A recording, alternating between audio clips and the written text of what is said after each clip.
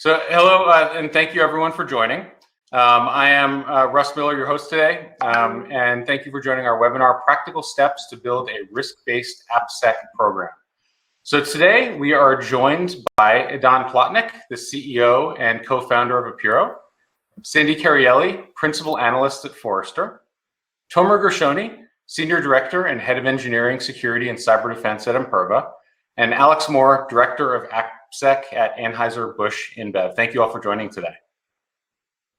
Thank you. So today we're going to do things a little bit differently. Instead of spending a lot of time going through slides and having Q&A at the very end, we're only going to go through some slides for just the very beginning of the talk. Sandy Carielli will talk about her latest research for a few minutes, and then Idan Plotnick will walk through the 6 steps to build a risk-based AppSec program. And with that, I will turn things over to Sandy. All right, thank you so much, Russ, and good morning, good afternoon, good evening, everyone. Great to be here today. And I just want to take a couple of minutes to share some trends that we are seeing in application development and application security that I hope will inform your programs as you go forward. First, let's talk about release cadence. The fact is, organizations are releasing applications more and more frequently. In 2018, when we talked to development teams, they were releasing monthly or more frequently. Only 27% of organizations said that. Now 42% of developers are saying that they're releasing monthly or more frequently. So that's really important for us as security professionals to understand, because we need to make sure that our security processes and cadences match the development cadences that are already in place. We need to be able to keep up, and we need to make sure that we are not slowing them down. What else are we hearing about? Well, unfortunately, breaches are still out there. We hear a lot about them, but really critically, applications are still the most common way in. This year, when we talked to security professionals, 39% of them said that web applications, through SQL injections, cross-site scripting, other types of application security flaws were the way that attackers got in and breached their environment. Number one way in. And you can see even at number 4, down here, 30% was software vulnerabilities, flaws and vulnerabilities in, say, open source components. So attackers are still finding ways to exploit applications, take advantage of flaws in applications to further breach organizations. That speaks to the continuing importance of application security, and honestly, why we're having this conversation today about building that application security program, because this remains such a challenge. Now, that's the bad news.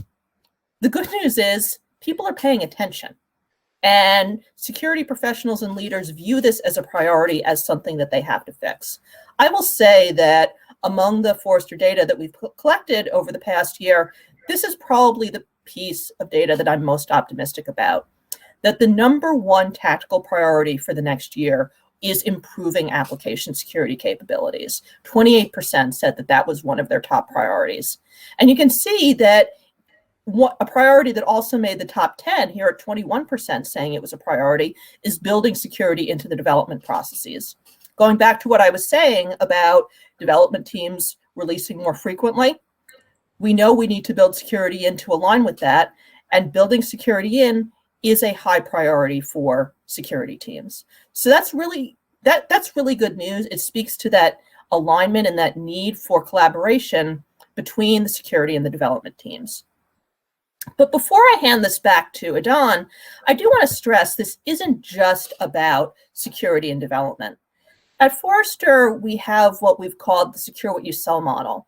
And while traditionally we've often talked about integrating security with the software development lifecycle, with development teams and their processes, the secure what you sell model takes this a layer up, takes it a level up, and really talks about how we overlay security, not just with development, but with the entire product lifecycle.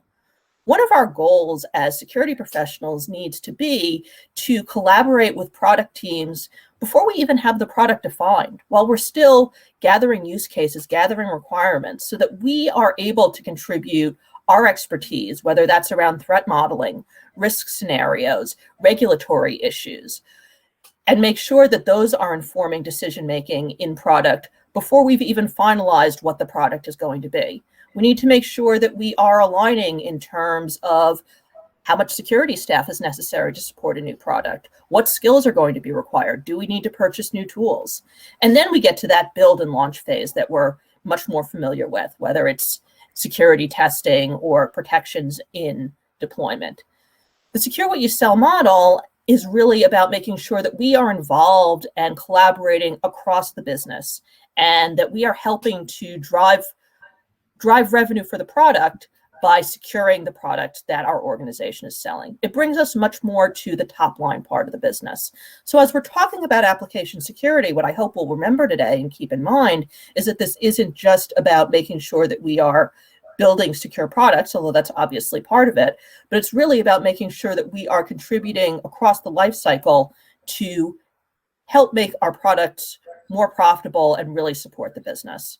And Adan, I'm sure you have some thoughts on this whole process. I'll turn it over to you. Thank you. Thank you very much, Sandy. So first and foremost, I will try to focus on, these 5 steps, but I do want to say, that first, thank for sharing, the research. And this is basically, exactly why we founded Apiro. And the pace of development is speeding up. And you can see it, in your own statistics, but also from my experience talking with customers and my experience at Microsoft, where we transition from waterfall to agile. But on the other hand, we still had, to fill risk assessment questionnaires, which hold us back with tons of questions. And the first problem is that these questionnaires were based on self-attestation, and nobody actually validated the answers against the code. And second, even if the questionnaires were filled out accurately, they were out of date as soon as they were completed. So things just move so fast, and the result of this is that we focused our resources on the wrong things. So let's just go and talk about these 6 steps in high level, and then dive into each one of them, and then open it to a discussion with top-notch security practitioners. So the first you need to define success. I think it's obvious, but it's absolutely critical to spend the time on and to make sure you're focused on the right things and getting business value out of your program. This is where you need to make sure that the business teams, security, development, and compliance teams are all speaking at the same language. Next, you need to gain visibility. And visibility, it's including your application components, security controls, infrastructure, the developer's knowledge, and so on and so forth. We will double click on that in a second. Then you need to prioritize your risk in a way that includes the business impact, not just scan scores. Then you need to add automation to improve your security and help you basically to execute faster and ensure kind of consistency. And the 5th phase, you need to basically to make sure that you understand your risk across the entire software development lifecycle from design to production. And finally, you need not only to shift left, but also to extend right. And I will double click on that also. So let's start with defining success. And this is the first step, and it's amazing that I think that this is the step that most organizations get wrong. As I mentioned earlier, everyone in the organization needs to speak at the same language, and it needs to be about business impact. It needs to be about risk, and this is where organizations that have a higher level of security maturity. This is what I think, and this is what I learned. They need to take a step back to understand what they're trying to accomplish. And the key insight here is that the board doesn't care about vulnerabilities. They care about risk and business outcome. And when organizations don't understand this, they tend to focus on activities and metrics that are tactical. they think in terms of vulnerabilities and scan scores without any context. And a risk-based thinking is much more, I think, strategic. It goes beyond vulnerabilities and understand the business impact. It is also contextual and requires looking at AppSec not only as relating to code, but to the entire system, from design to code to the infrastructure. The second, Actually, Don, we have a really good question from the audience. Going back on visibility, saying, is gaining risk visibility something that can be obtained via a threat modeling exercise? So something definitely to cover in step 2. I think that the threat model without the proper visibility is just a time-consuming process. And without the context, I can get into the details later on and maybe hear from our practitioners. But once you establish your goals, you can take it to the next steps. And visibility sounds easy, but it's so hard to do. And from my personal experience, our personal experience at Apiro, there is kind of a temptation to try to move fast and plug in SaaS tool and start to remediate vulnerabilities. But without understanding first your environment, you're just wasting your time and the AppSec team time with focus on the wrong things. I think that there is more to visibility itself than you might think, and it goes beyond code. But I think you want to understand the different technologies and frameworks and security controls that your developers are using, and it's from our experience at Apiro. It's amazing how many times I met with CISOs and AppSec engineers during proof of value, and they are amazed by the technologies used in their organization. We often find, for example, unapproved encryption frameworks, but we also, have found languages or repositories in use that the security teams were entirely unaware of. So I think that the inventory also include or needs to extend beyond code to cover the application infrastructure. So, for example, API gateways, container technologies, CI/CD, and infrastructure as code in one place. And one another area that is, also often overlooked is the people side. You should understand your contributors, from product managers writing user stories to developers and designers. And you need to have some kind of an understanding of their skills and experiences in order to detect, sometimes like abnormalities, but also to know who to go to when risks are discovered.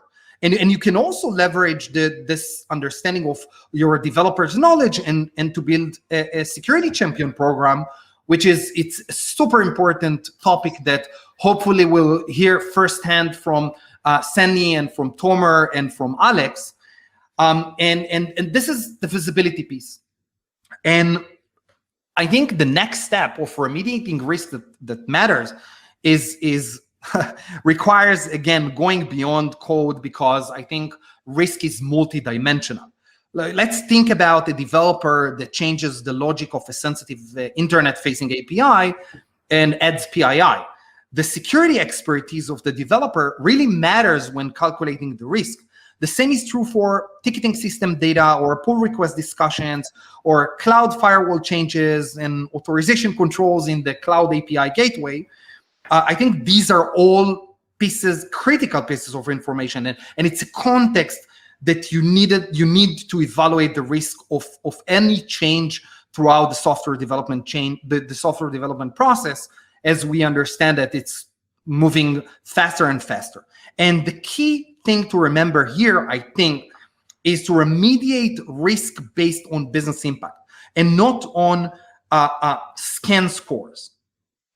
The step 4, from my point of view, is in order to be scalable, an AppSec security, like AppSec program, needs to intelligently be automated.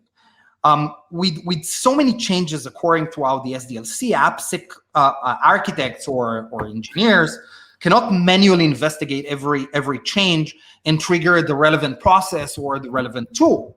So again, let's take an example. Let's think about a change where PII is added to a data model in a high business impact application that is exposed by an API, and it's not protected with an API gateway, with authorization on the API gateway. This type of a change should not be rely on people. It needs to be like automatically trigger a compliance review or a security code review, or identifying and assign the relevant developer or a security champion automatically at the pull request level.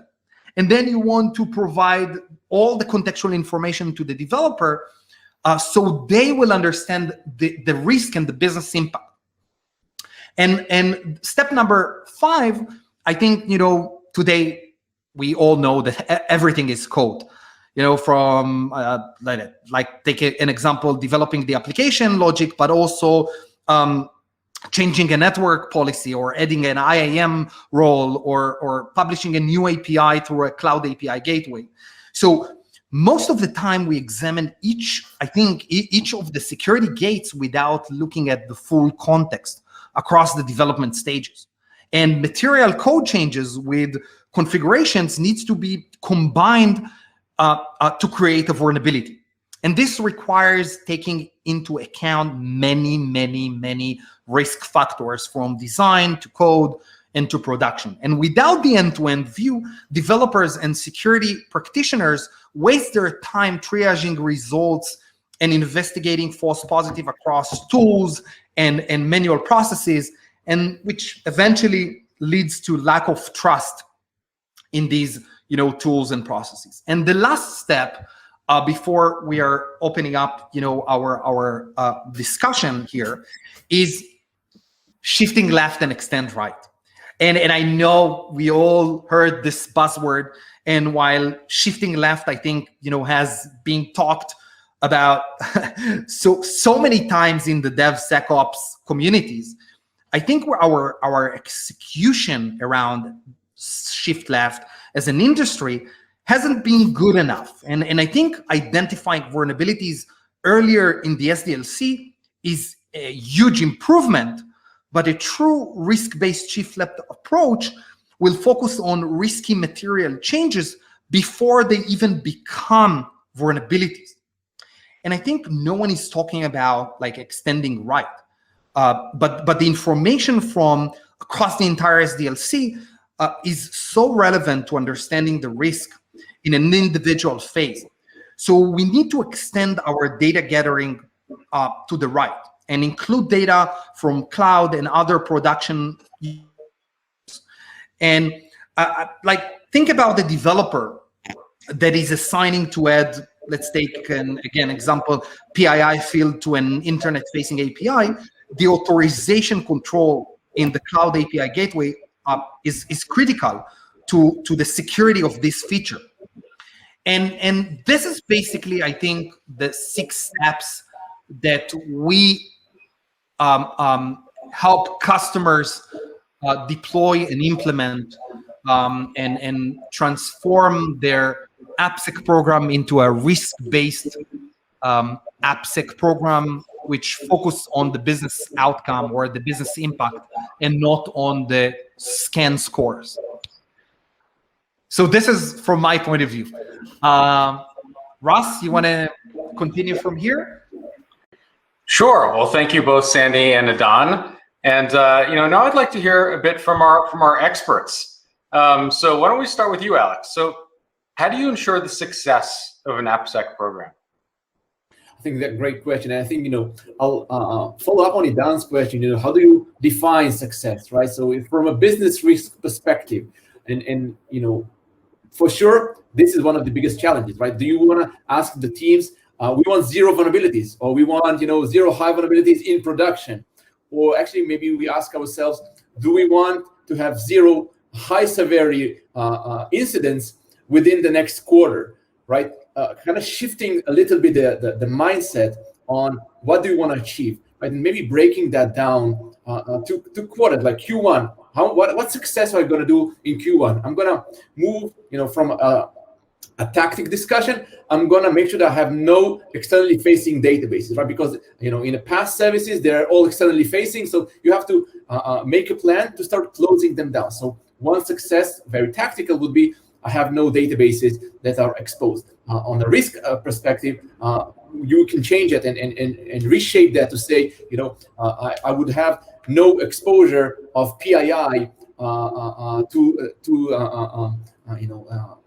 outside, right? So would have no one would take over one of my applications and use that to expose personal, confidential customer information to the public. And then we are measured by that, right? So my targets, my bonuses, my promotion are all tied to those KPIs. Yeah, exactly. but Alex, I want to double click on Rust's question and say again, without exposing confidential information, but you're a global director of AppSec program. You have tons of applications. How do you actually know which application are more critical to the business and which are less? Because you said define success, but then you need to focus your resources only on the apps that are critical to or mission critical or to the business, the crown jewels, as we said. Right, and I'll use Sandy's quote to say the apps that generate money. This is our e-commerce. These are number one priorities. One of our people management, where you see the people's promotion, where you see the people's bonuses, where you see the people shifting left and right, or feedbacks and performance reviews. Man, if this information, it's not generating money, but if that information is exposed, it's gonna, cost us a lot of brand image and impact, right? Everything that generates money, like our e-wallet, right? Again, we are a beer business, but we are a digital product in becoming, right? And using that, we have many streams that we use to communicate with our consumers. So not only selling beer, but also the Anheuser-Busch website. It's a critical asset, So for us, even though it generates no value, we know that this is our image outside. So I think what we used to do, or what we try to do, is when you say gain visibility, is we gain that visibility, right? We understand and we use every company has some kind of inventory, and if you're able to tap into that inventory and work with the teams, work with the compliance teams, work with the GRM teams, GRC teams, everyone around applications team, and ask, hey, can you input another field? How many people access that website? Do you have any PII on that website? A very basic, risk profile, and the results are coming in a month, 2 months later, and you start seeing those, what do you call them, crown jewel applications. But I think enterprises know their crown jewels. If they don't, they still with a very basic, BIA exercise. Just to add 2 points, if I may, Russ, on this, I think that one point that should be taken into consideration is measuring the actual risk or breaches is good, but we should also measure or try to measure the transformation path that we're taking the engineering team through.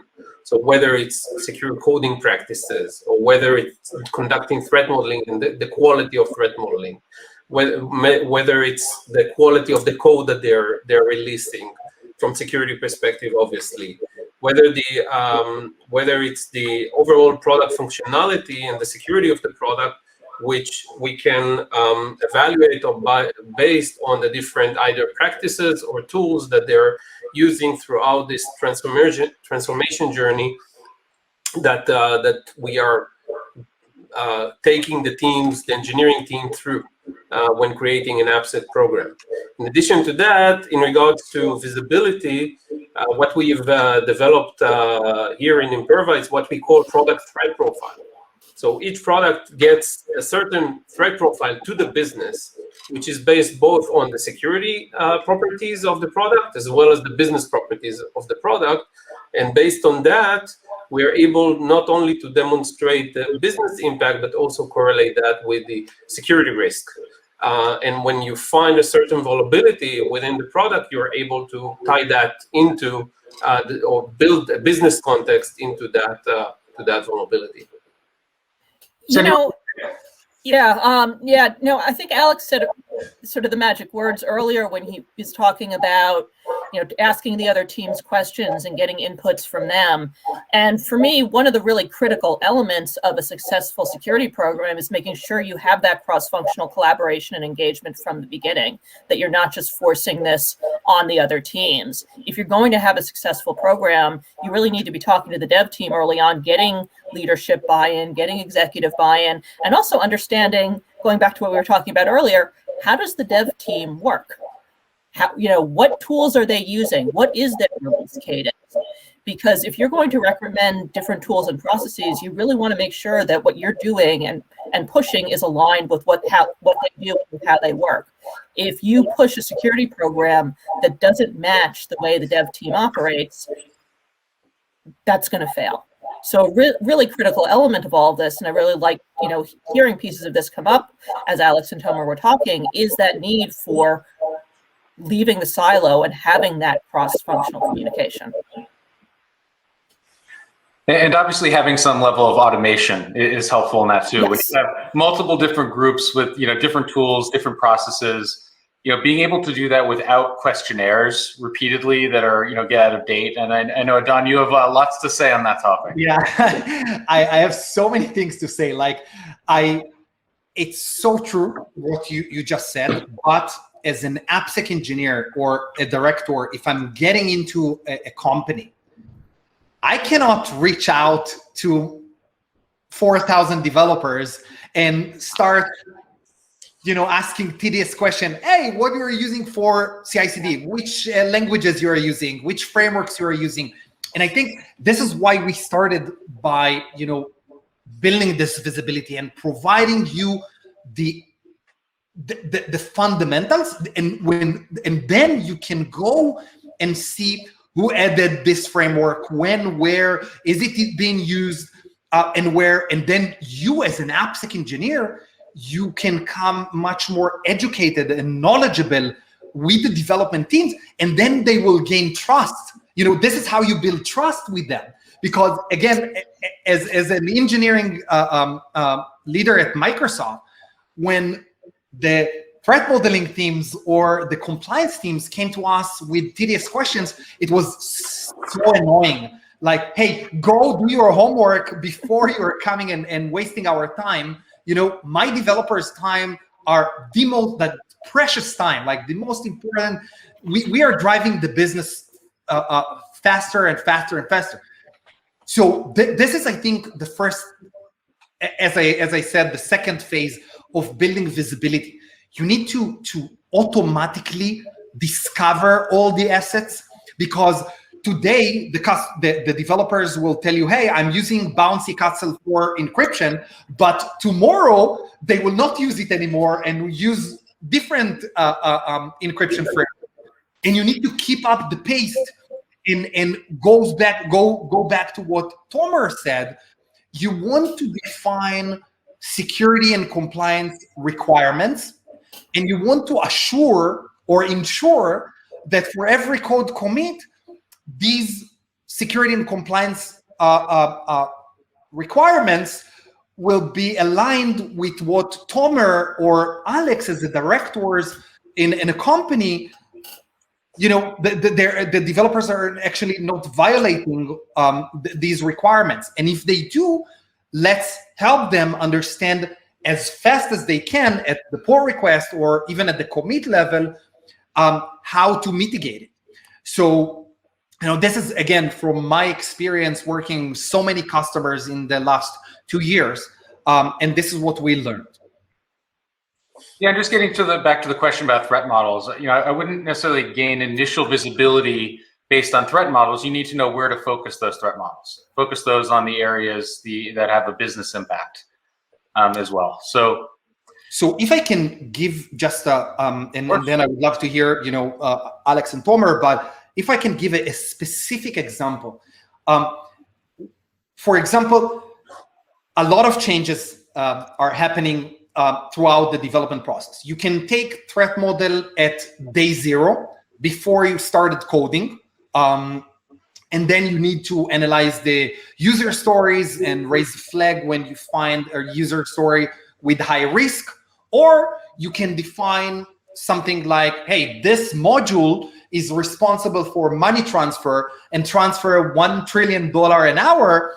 Every time I see a logic change in this module, I want to raise a flag to Alex or Tomer, so they will, their teams can go and engage in a contextual manner and run a threat model. So it depends.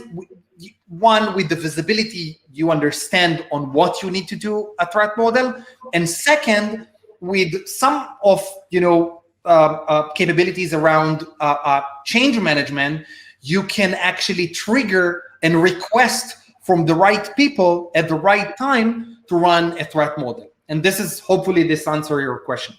I don't know who asked it, but. All right, so moving on to our next topic, and it is related to the first. So what's the hardest part about building an AppSec program, and where do most companies get it wrong? Sandy, why don't you start? Oh boy. There are a lot of ways you can get it wrong, but one of the ways that I sometimes see is attempting to boil the ocean. If you're starting from maybe not 0, but 1 or 2, don't assume that you're going to be able to implement highly mature AppSec in 6 months over all of your development teams.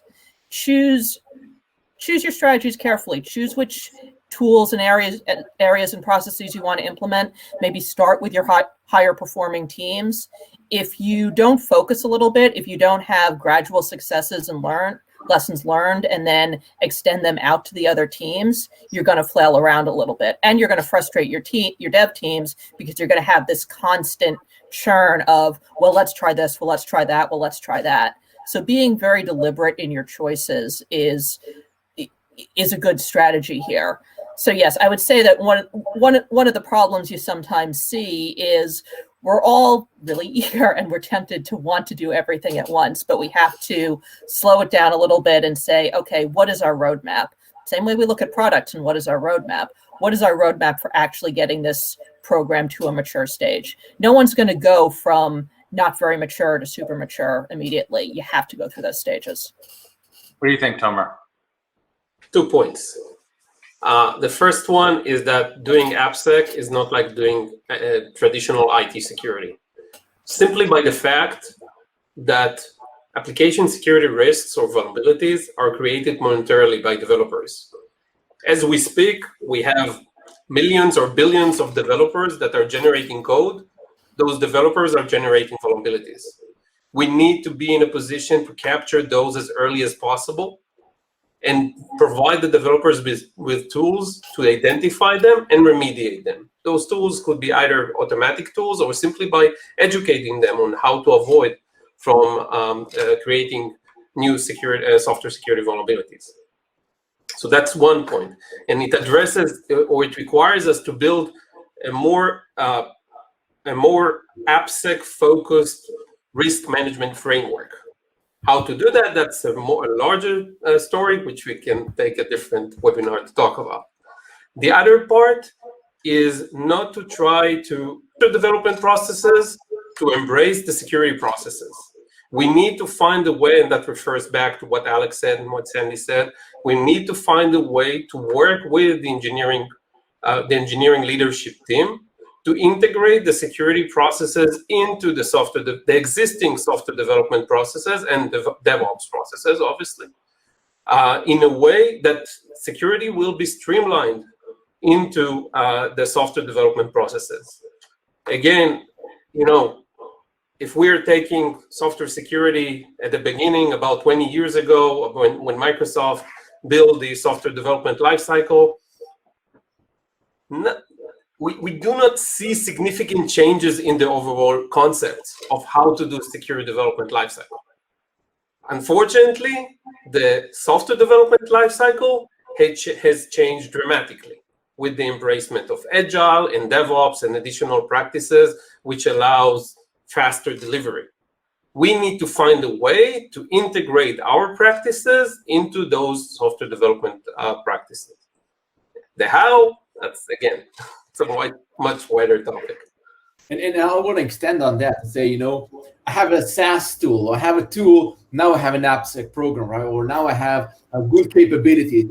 And that's what I want to say, tools don't solve that, right? It's more about developer training, developer awareness, and really, sending that report, here's the report from the tool, please go and fix that. That creates a lot of anti from the teams, and you want to be friends. I always, talk to my team and say, we want to be friends with the developers. We want to be, their colleagues and work side by side with them. We don't want to be the ones that, comes for an audit and then leave. So in order to create that kind of relationship, you have to understand the way they work, the way they deploy, the way they develop, what tools they use, and then think and talk to their management and say, okay, we have a few gaps that now we need to remediate. What's the best way? Ask them, how should security activities be introduced into the team, and then choose one product team or a microservices team and say, okay, guys, you're going to be the pilot team, right? You're going to be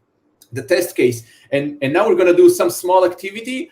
Why? And you talk to them and demonstrate the risks, because if you have in order to start an AppSec program, many times it becomes a result of a penetration test or a breach or some kind of bad event that happened. So then that creates or give you some a force, let's say that, or the reason why you're coming into building that program. So you have to be patient. As you mentioned, you don't boil the ocean, and no tools can solve that. So it's really a people's discussion. It's a people approach, and even many times maybe not little harder when you're set many kilometers apart. But you go and sit with the developers and so show me how you build it. Show me how you develop that. Okay. How do you release? How do you deploy? How do you push code? And then, okay, you go home and you start thinking, what's the quick wins that I'm gonna then post on the Slack team and say, team A just managed to promote 1, 2, 3, 4. Managed to introduce branch policies. Managed to reduce the number of high risk dependencies from 100 to 50. So you have to continuously feedback the team, because this is also, you show them that there's appreciation, right? It doesn't have to be a reward. A mention is something that you want to give them. You're on mute. You're on mute. But just before you move on, I just want to say, building the trust with the developers, such an important piece in the AppSec program. This is without that, it's no matter how expert you are, it's like a human thing, building the trust, and they feel comfortable. Like you're not going to do shaming when someone introduces a misconfiguration or a vulnerability. You will be there for them and help them remediate. And I think, again, this is such an important thing, to accomplish. I called it once being the community police that rather than the central police. Yeah. And that actually leads perfectly into our next discussion topic, building a security champion program. And, perfectly relates to building relationships with developers, making sure they're involved in the process. Sandy, why don't we start with you? Yeah, there are a lot of different steps to having a successful security champions program, from getting the buy-in and support from leadership team, through finding your champions, through doing successful training, through having an ongoing rewards and feedback program for finding a way to measure success. Let me focus for a second, though, on finding your champions, because I think that's an area where things sometimes go a little bit awry based on some of the conversations I've had with security leaders. And I'm actually really curious what Alex and Tomer have seen with this. But I've spoken to some security leaders who sometimes have had sort of a false start and a restart with the Security Champions program, because they start by asking the development managers or development leaders to find them some champions. And so development lead finds somebody in their organization. Maybe they happen to be available. Maybe they finished a project. Maybe they have some spare time. Doesn't necessarily explain what the Champions program is. They show up for training or they meet with the person running it. They don't really get it. They're not that interested. A few of them fade away and you're back at square one. By contrast, some of the best examples of finding security champions come when they self-select. And I've seen security leaders do things like lunch and learns and ethical hacking programs, rolling back patches and showing how previous versions of the application could have been exploited, and then looking for the developers that are interested and say, hey, that's super cool, and raise their hands and say, hey, I would like to be a part of that. So I'm actually really curious what both of your experiences were in terms of finding your champions. I would say the second one works, right? Because when you show them, you have to get excitement. Like the developers are like kids. You show them something interesting. You show them quick wins. Very nice. A way to hack their application. It looks like their application. It's very sexy in a way. You're now a hacker. You can go make a lot of money in the black market or doing bug bounties. But also, when you turn that internally and say, okay, now you're the bug bounty for the company. You are now, the team that's, when you have spare time, right? Because developers have zero time. They're all full on sprint. And so we have to start working on with their manager to say, okay, we need, 5 hours a week from one of your engineers, one of your senior engineers, and this becomes the discussion, right? How much sprint points can I get from that very important resource, or even have monthly, 1 day a month where I have that important resource doing hacking their own product in a way. One additional thing, in the end of the security training sessions that we do, there's like always a question in the end: would you volunteer to be a security champion, right? And many say no, but then you have it's enough to have one per team, or you don't really need hundreds of security champions because you won't be able to kind of share your time with them. But if you have one per team that's volunteers and interested in learning more, so you open a Slack channel or a Teams channel with that team, and you start sharing interesting documents. You invite them to a conference, right? The OWASP, Black Hat, DEF CON conferences. You get them more excited, and then they start just asking, "Hey, we have a container vulnerability. How do we fix it?" Right? They become interested, and once they are aware of that, it's easier for them to initiate the discussion. And we do have a question from the audience saying developers are constantly changing. How do we build trust when developers are changing? And I think some of that comes from culture as well. Who wants to take that one? Let me take that. I think that trust is built both top down as well as bottom up. We as the central security teams need to brand ourselves as the trusted advisors to the organization, and be able to, or be reachable to the organization to ask questions without, as Idan said, without being shamed, without being reported to the central police.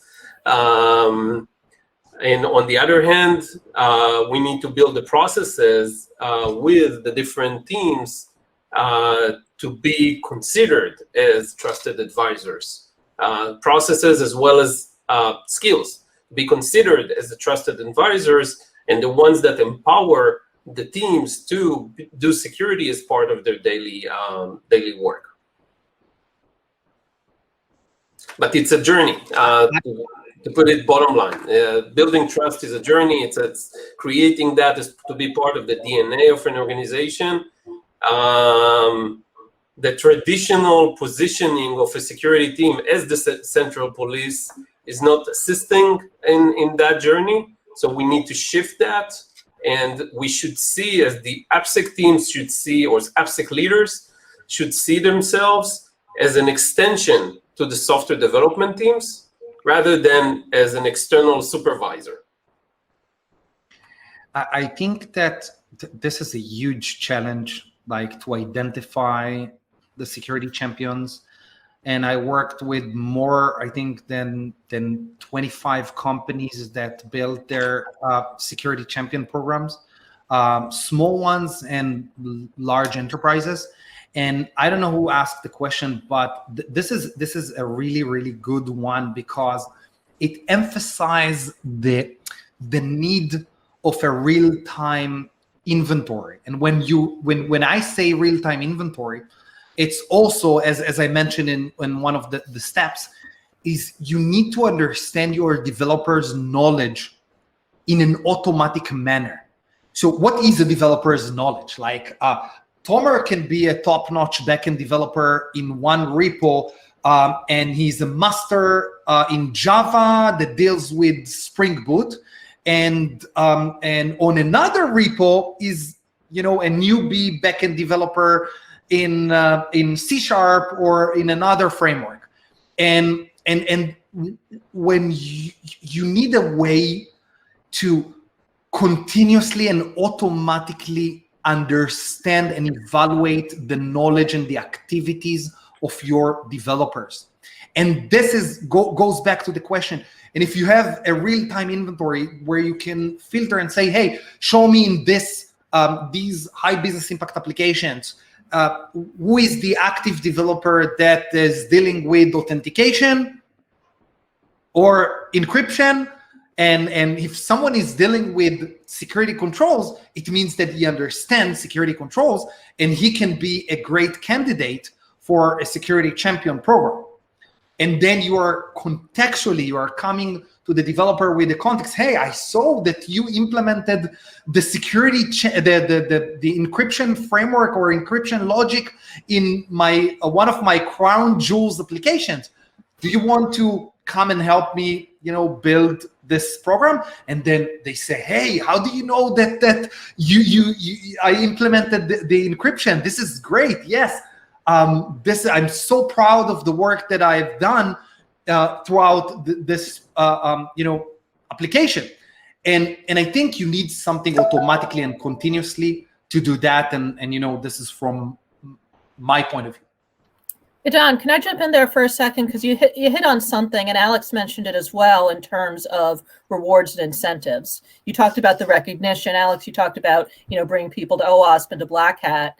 And I've heard a lot from folks I've talked to about different types of incentives that they give to security champions, whether it's bringing them to conferences, giving them swag, giving them some other type of recognition. And I guess the point I would make for folks who are watching this is figure out what sort of incentive is of value in your own culture, in your own corporate culture. I have spoken to security professionals where, the going to conferences or getting, some sort of company swag or some sort of recognition is really appealing. I've also spoken to some where it just comes down to money, and getting some sort of bonus or financial incentive comes into play. So as you're defining those incentive programs, which I think are really important to keep your champions engaged, make sure that you have a good sense of what's going to drive them.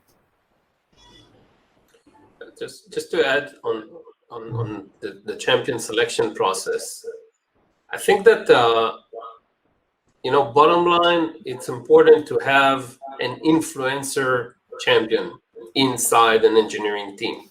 The secure development lifecycle is so wide. There are so many tasks there, and you need to create your ambassador inside the engineering team to allow you to integrate this or streamline the security processes into the software development processes. Now, whether this is a top-notch developer or whether it's the senior architect in the team, or whether it's a senior QA engineer in that team, it's important to have that guy, that go-to guy that you can trust on to deliver the message, the security message, into the engineering team. And the rest is history. Because once you have that guy can reach out to the manager and say, listen, here and here you have those problems, or you didn't follow these security processes as part of the software development process, and you need to reach out to this and this in order to complete this task. Or, listen, I'm looking at this tool, and this tool highlights that there are many vulnerabilities inside this component, so let's make sure that we take care of that as early as possible as part of the software development process. The fact that you have this go-to guy inside the engineering team is what allows you to create the shift left that Idan was mentioning. In addition to that, we need to invest in training. And on one hand, it's the management buy-in for training. On the other hand, we need to allocate budgets. Security training, security champions program requires budget. It's not just a title.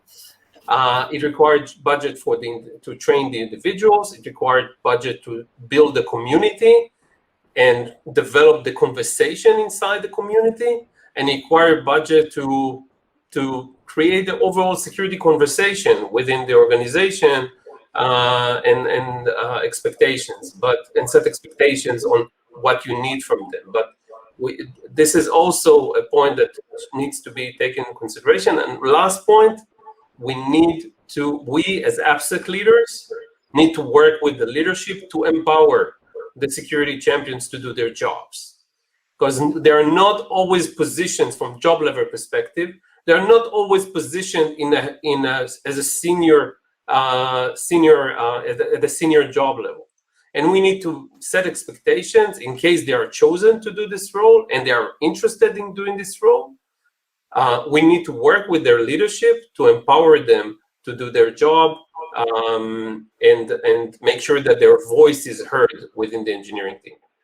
Great. So we only have a few minutes left. One comment from the audience saying that they created a security remediation hall of fame. They have a Confluence page and they have ranks, and people love competition. And I love that. I think that's a great idea as well. This is in one of our customers. They are doing the same thing, and it's amazing to see. It works, really works. I just want to say maybe just one comment on the security champions. Without them, you don't have an AppSec program. No way. You cannot establish an AppSec. You can write. I saw from my experience, AppSec teams are writing guidelines on how to what are the security and compliance requirements. What do you think is looking at these documents? You're wasting your time. What you can literally, I'm sitting in front of an AppSec leader in a great company, and I spent 6 months writing these documents, and I said, did you really validate that someone is reading them or following them? How do you actually ensure that they are using it? And this is basically the security champions.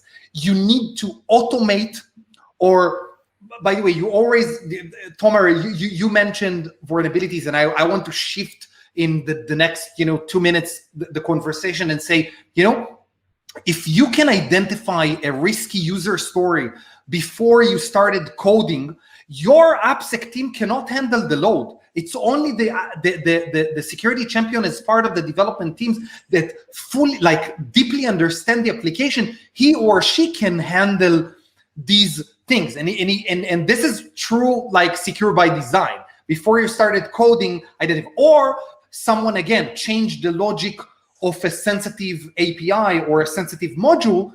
Again, your AppSec team cannot handle all these changes, and this is where the AppSec team, the security champions are coming into the picture. They can actually handle alerts or material changes that require attention, and this is the true shift left, part of the true shift left.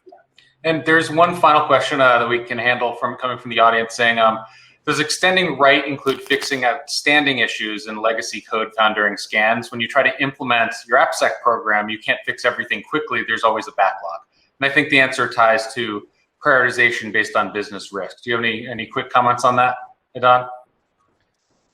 No, I'm just saying again, in some organizations, they're dealing with 5,000 applications. Only 100 of them are high business impact. And then inside these applications, only part of the architecture of the product are sensitive or can impact the business. And you just need to find them, even, and then correlate the findings to these areas in the code in these high business impact application. And this is the practice that I took within either the current organization or also previous organizations is take the backlog, put that to the side, apply the new processes to the newly generated code, and look at the backlog as a project and handle that as a long-term remediation project separately. Yeah, I'd also be careful about, when measuring success, just throwing out, numbers from thin air in terms of how quickly you're going to remediate or number of issues fixed. As you're starting out, I think it's more important to look at whether you are trending in the right direction. Are you improving? Are you showing improvement? Because you don't necessarily know what baseline is and what your capabilities are. If you implement some sort of requirement from what you think makes sense, or from what someone else did, or what you did at a different organization, and your team right now is nowhere near that, you're going to get really frustrated, and they're going to get really frustrated. So I think in the early stages, it's much more important to measure the trends and show improvement in your AppSec than it is to have some randomly out of thin air defined target. That is a great place to end. We are out of time, but thank you very much, Sandy. Thank you, Alex. Thank you, Tomer. I've enjoyed the discussion, and I hope everyone else did as well. Thanks for the audience and the questions, and thanks for your time. It was great. Thank you.